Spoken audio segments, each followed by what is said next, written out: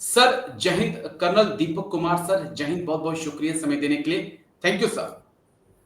जय हिंद राजेश, बहुत बहुत धन्यवाद मुझे अपने शो में बुलाने के लिए। शुक्रिया सर, आपने समय दिया। दरअसल नेपाल में काफी ज्यादा हलचल है। जनरेशन जेड ने कोहराम वहां पर मचा रखा है। केपी ओली शर्मा देश छोड़कर भाग चुके हैं या कहीं पर सेना ने उनको छुपा दिया है, इसके बारे में कोई जानकारी नहीं मिल पा रही है। लेकिन इतना जरूर है कि नेपाल में सत्ता डोल चुकी है केपी ओली शर्मा की और नई सरकार का इंतजार है कि क्या कुछ होता है। लेकिन जिस प्रकार से जनरेशन जेड एक साथ एकजुट होकर सामने आई और तमाम व्यवस्था देखती रह गई और सब कुछ धाराशायी हो गया, कुछ वैसे ही जैसे श्रीलंका में हुआ, कुछ वैसे ही जैसे बांग्लादेश में हुआ। पुलिस देखती रही, सेना देखती रही और लोग आगे बढ़ते रहे, चाहे वो राष्ट्रपति भवन था, चाहे संसद भवन था, चाहे प्रधानमंत्री का ऑफिस था। तो क्या हम एक तमाम चीजों में एक कोऑर्डिनेशन क्रोनोलॉजी को देख सकते हैं कि सब जगह एक ही जैसा हो रहा है एशिया के अंदर, और कैसे हम देखें सर इसको? राजेश, सबसे पहले तो ये बड़ी ही दुखद बात है कि ये हमारे पड़ोस में नेपाल में ये हुआ और इसमें जो है बहुत सारे नौजवानों की, बहुत सारे बच्चों की जान गई। और क्योंकि नेपाल के साथ हमारे बहुत पुराने संबंध रहे हैं, ऐतिहासिक, सांस्कृतिक और हर तरीके के जो है संबंध रहे हैं। ये गलत नहीं होगा अगर मैं कहूँ कि हमारा उनके साथ जो है रोटी और बेटी का रिश्ता रहा है, और ये आज से नहीं है, ये कई सदियों से है।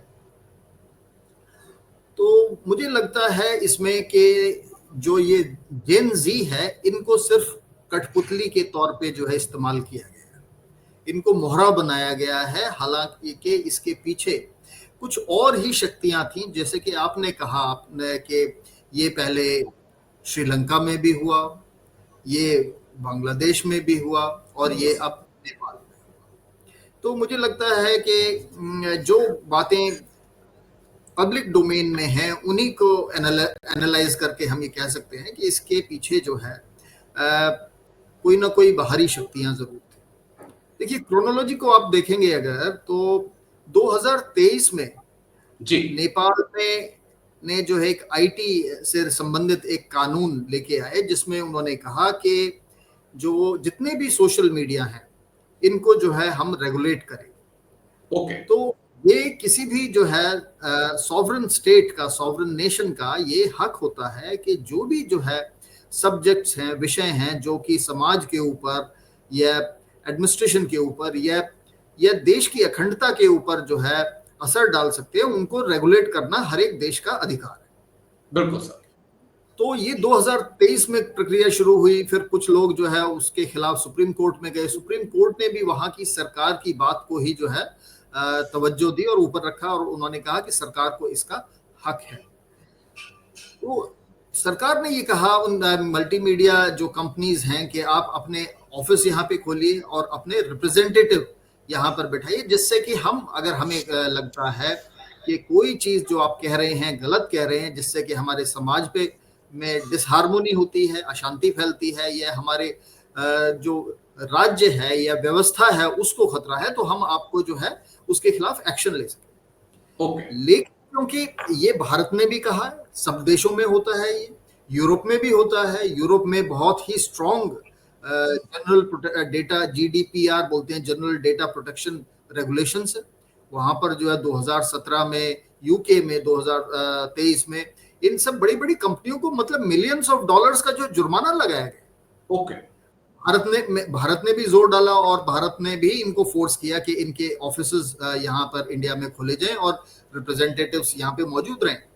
लेकिन क्योंकि नेपाल एक छोटा देश है, तो उन्हें लगा कि शायद यहाँ पे जो है उनके लिए एक ये इस प्रकार के ऑफिस खोलना इकोनॉमिकल नहीं रहा होगा, क्योंकि इनका जो रेवेन्यू आता है वो एडसेंस से आता है, क्योंकि नेपाल की पॉपुलेशन करीब जो है 3 या 4 करोड़ के करीब है, और उसमें जो है जो इंटरनेट की पेनिट्रेशन है वो भी उतनी ज्यादा नहीं है, क्योंकि वो शहरी इलाकों में ही ज्यादा है, क्योंकि जो रूरल एरियाज हैं, वो पहाड़ी इलाके हैं, वहां पे वहां पे जो है सिग्नल कनेक्टिविटी की वगैरह की दूसरी प्रॉब्लम्स होती हैं, तो इस वजह से वहां पे पेनिट्रेशन उतनी नहीं है। तो इस वजह से उन्होंने जो है इसके ऊपर जो है वहां पे कोई कार्रवाई इन सोशल मीडिया ऑर्गेनाइजेशंस ने नहीं की। लेकिन जो सरकार को वहां पे खतरा था, एक तो वहां पे की पॉलिटी ऐसी है कि वहां पे पिछले, अगर हम देखेंगे पिछले 15 साल में 17 सरकारें आ चुकी हैं। तो जो ये अभी मौजूद जो सरकार थी, जो जो जिसने कि अब इस्तीफा दे दिया है, ये सरकार, हाँ जी जी, केपी ओली की जो सरकार थी, ये भी चाहती थी कि ये इस प्रकार का कानून जल्दी से जल्दी लाया जाए, क्योंकि एक तरफ से कहीं ना कहीं राजशाही को वापस लाने का भी जो है प्रोटेस्ट हो रहे थे, पिछले कुछ महीनों में जो है प्रोटेस्ट हुए थे।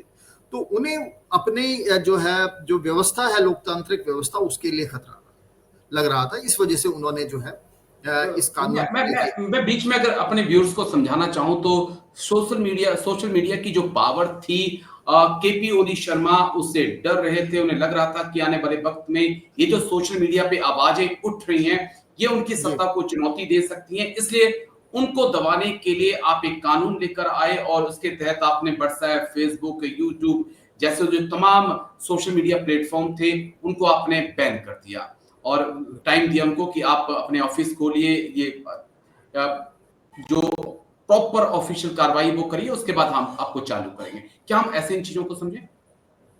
जी हाँ, बिल्कुल। तो ये कारण था और इसी वजह से देखिए, अगर आप देखिए कोई भी जो है आंदोलन को बनने में ना वक्त लगता है, उसके लिए लीडरशिप चाहिए उसको ऑर्गेनाइज करने के लिए। तो नेपाल में ऐसा कुछ अगर हो रहा था तो वो पब्लिक डोमेन में तो नहीं था जी। और अगर वो था तो मुझे लगता है कि ये एक दिन में इस प्रकार का आंदोलन, इतना बड़ा आंदोलन विकराल रूप ले ले, जो हिंसक रूप ले ले, तो ये ऐसे नहीं होता है। ये जो जेन जी के आड़ में कुछ वेस्टेड इंटरेस्ट थे, चाहे वो आप इनको मल्टीमीडिया कॉरपोरेशंस कह लीजिए या जो भी कहना चाहते हैं आप, या जो जिसे हम कहते हैं अदृश्य राज्य या डीप स्टेट, ये इसके हो सकते हैं। क्योंकि मैं इस बात से इनकार नहीं करता कि जेन जी को जो है तकलीफ हुई, उन्होंने आंदोलन शुरू किया, लेकिन उनके लीडरशिप, क्योंकि वो बच्चे थे, मासूम थे, उनके बीच में बहुत सारे ऐसे अराजकता वाले एनार्किस्ट एलिमेंट्स आ गए। क्योंकि इस प्रकार की वीडियो भी सामने आए हैं कि वहां पे कोई जो है राइफल से फायर कर रहा है, जो राइफल एक एसएलआर टाइप की एक राइफल हथियार लग रहा है, फायर कर रहा है, उसने हेलमेट पहना हुआ है। तो मुझे लगता है कि इन एलिमेंट्स ने बीच में घुस के बहुत सारे बच्चों की जो है हत्या की है और उसकी वजह से वो उनके पेरेंट्स और बाकी जेन जी के अलावा जो बड़े लोग थे, एडल्ट्स थे, वो सभी आयु वर्ग के लोग इसमें शामिल हो गए। और क्योंकि गुस्सा इतना ज्यादा था, क्योंकि जो मासूम बच्चे थे उनका इस्तेमाल किया गया, तो उन्हें लगा एक और बड़ी अहम जानकारी कर्नल दीपक सर जो आई है कि जो तमाम मीडिया हाउसेस, बड़े बड़े मीडिया हाउसेस थे नेपाल के, उनको भी जला दिया गया है। क्योंकि वो लोग, उनका कहना है, जो जनरेशन जेड या जेन जी है, उनका कहना है कि इन्होंने कभी सरकार से सवाल ही नहीं पूछे। केपी ओली शर्मा को एक हीरो बनाकर इन्होंने रखा। ये भी दूसरा आप ये भी देखिए कि पुलिस में और फोर्सेस में ना एक एसओपी होती है, स्टैंडर्ड ऑपरेटिंग प्रोसीजर होता है कि किसी भी क्राउड को किस प्रकार कंट्रोल करना है। तो कंट्रोल करने के लिए सबसे पहले जो है नॉर्मली वाटर कैनन वगैरह इस्तेमाल किए जाते हैं। तो वाटर कैनन इस्तेमाल किए गए हैं, वीडियोस है जो एविडेंस आ रही है उसमें वाटर कैनन इस्तेमाल किए गए। उसके बाद भी अगर काबू नहीं आता है तो टीयर गैस का इस्तेमाल किया जाता है, वो भी वीडियो एविडेंस आ रही है। और उसके बाद फिर रबर बुलेट्स, अगर स्थिति बहुत ज्यादा नाजुक हो जाती है, अगर पब्लिक प्रॉपर्टी को नुकसान हो रहा होता है या आगजनी की जाने लगती है प्रोटेस्टर्स के द्वारा, तो रबर बुलेट्स पहले इस्तेमाल किए जाते हैं और फिर लास्ट में ही वो ऐसा होता है कि और किसी प्रकार की जो रियल बुलेट्स हैं, लाइव बुलेट्स को इस्तेमाल। तो आप देखेंगे कि ये सब जो है वहां पे हुआ है। लेकिन मुझे लगता है कि भीड़ के अंदर ही कुछ इस प्रकार के तत्व थे जिन्होंने कि इन बच्चों की हत्या की है, जिससे कि गुस्सा भड़के। और वो चाहते नहीं थे कि जो लोकल मीडिया है, वो ये भी आप कह सकते हैं कि लोकल मीडिया ने सवाल नहीं किया, लेकिन मुझे लगता है कि इसमें एक जो मल्टीनेशनल मीडिया हैं, हाउसेस जी। हैं, उनका हक था, वो क्योंकि वो नहीं चाहते थे कि लोकल मीडिया वहां पे फले फूले। तो ओके। ये भी जो है इसका कारण हो सकता है कि वो चाहते हैं कि इंटरनेशनल मीडिया ही वहां पे जो भी बताए लोग उसी पे यकीन करें। ठीक है। एक पॉइंट और जो मैं आपसे समझना चाहूंगा कि क्या हम आर्मी की इन्वॉल्वमेंट, पुलिस की इन्वॉल्वमेंट, नेपाल की खुफिया एजेंसियों की इन्वॉल्वमेंट को नकार सकते हैं? क्योंकि बांग्लादेश में हमने देखा जिस प्रकार से सत्ता परिवर्तन हुआ, वहां पर कहीं ना कहीं सब चीजें मिली हुई थी। ये सब चाह रहे थे कि शेख हसीना से आजादी मिले, और यहाँ पर भी हमें देख रहे हैं कि ऐसा हो नहीं सकता कि अगर नेपाल के अंदर इतना एक आंदोलन खड़ा हो रहा हो और वो खुफिया जो एजेंसियां हो उनको पता ना हो, पुलिस को पता ना हो, अर्धसैनिक बलों को पता ना हो, सेना को उसकी इनपुट ना हो। ऐसा तो पॉसिबल नहीं है सर। कहीं ऐसा तो नहीं कि सब ये त्रस्त आ गए थे केपी ओली शर्मा से, चाइना के प्रति ज्यादा प्यार हो रहा था? नहीं, मुझे ऐसा नहीं लगता कि ऐसा होगा, लेकिन जी। हाँ, इस बात से बिल्कुल मैं आपकी एग्री करता हूं कि जो वहां की खुफिया तंत्र था, जो इंटेलिजेंस एजेंसीज थी, उनका ये फेलियर है। अगर उन्हें ये नहीं मालूम था कि इस प्रकार का जो है कोई रेवोल्यूशन तैयार किया जा रहा है। लेकिन अगर हम देखें, आप जो है पिछले चंद एक दिनों की घटनाओं पर नजर डालें, तो आप देखोगे कि ये सिर्फ 48 घंटे में ही हुआ है। जी। तो इसीलिए जैसे कि मैंने पहले भी कहा, किसी भी जो है आंदोलन का एक ग्राफ होता है, ग्राउंड लेवल से शुरू होता है, छोटे छोटे ग्रुप्स में, फिर कोई लीडर बनता है, फिर लीडर्स मिलके जो है फिर एक सीनियर लीडर को चुनते हैं। इसमें ऐसा कुछ भी नजर नहीं आया है। तो ये एकदम से बड़ा, ये मुझे लगता है कि जो हम सोशल मीडिया पे बॉट्स कहते हैं, बॉट्स के द्वारा कोई मैसेज रिलीज किया गया और उसको जो है फिर उसको और बहुत ज्यादा एम्पलीफाई किया गया और लोगों को इकट्ठा किया गया। जब बच्चे जब इकट्ठे हो गए, उसके बाद जो है वो जो उनकी हत्या की गई, उनके ऊपर फायरिंग करवाई गई किसी तरीके से। और इसके ऊपर बहुत बड़ा षड्यंत्र है। मुझे लगता है कि आने वाले वक्त में जब पूरी जो वीडियोस की जो है जांच पड़ताल होगी, क्योंकि जो वीडियोस हैं काफी सारे जी। SLR जैसे हथियारों से फायरिंग, कुछ बिल्कुल लोग बिल्कुल। नेपाल के झंडे को भी जला रहे हैं। अगर वो जो है उनको व्यवस्था से प्रॉब्लम हो सकती है, लेकिन ये तो राष्ट्र के चिन्ह होते हैं। कोई झंडा है, मैं एक सैनिक के तौर पे कह सकता हूं कि मेरी जो है मुझे व्यवस्था से जो है शिकायत हो सकती है, लेकिन मुझे राष्ट्र के झंडे से, ये राष्ट्र के चिन्ह से, जो संसद है वहां की, जिसे सिंह दरबार कहते हैं, वो एक राष्ट्र का प्रतीक है, राष्ट्र का चिन्ह है, उसको आग लगाना, मुझे नहीं लगता कि कोई भी आम आदमी जो कि राष्ट्रभक्त है, जो अपने देश का भला चाहता है, इस प्रकार की हरकतों में जो है शामिल होगा। तो इसीलिए मैं कहता हूं कि ये आने वाले वक्त में जब इसका एक डिटेल्ड इन्वेस्टिगेशन होगा, तब शायद पता चलेगा कि ये इसके पीछे कौन कौन सी ताकतें थी और किस प्रकार से इसको शामिल किया गया। लेकिन मैं आपको और आपके दर्शकों को भी बताऊंगा कि एक किताब जरूर पढ़ें। एक इंग्लिश के ऑथर हैं जीन शार्प, उन्होंने किताब लिखी है how to start a revolution.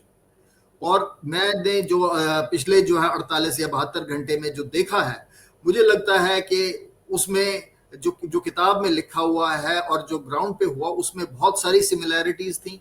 मुझे लगता है कि इसके पीछे कोई ना कोई बड़ी शक्तियों का हाथ था जो है। तो अंत में मैं ये कहूँगा, बड़ी बहुत ही दुखद घटना है, इतने सारे मासूम कम उम्र के बच्चे उज्जवल भविष्य। ये उस वक्त भी हुआ क्योंकि हाल ही में हमने देखा कि जिस प्रकार से केपी ओली शर्मा लगातार चीन से नजदीकियां बढ़ा रहे थे। चाइना की कंपनियों को, टिकटॉक जैसी कंपनियों को वो बैन नहीं करते हैं, लेकिन अमेरिकन कंपनियों को वो बैन कर देते हैं। लेकिन एक चीज और भी बड़ी अहम थी कि लोगों ने सुप्रीम कोर्ट को भी नहीं छोड़ा है सर, मंदिर तक नहीं छोड़े हैं, वहां पर भी जाके हमले किए। तो कहीं इतनी बड़ी नाराजगी तो समझ से परे है। लेकिन शुक्रिया, बहुत बहुत शुक्रिया कर्नल दीपक सर, आप आए और दोनों ही मुद्दों पर आपने बात रखी। Thank you sir. Jai Hind, take care sir. Thank you. Jai Hind. Thank you sir.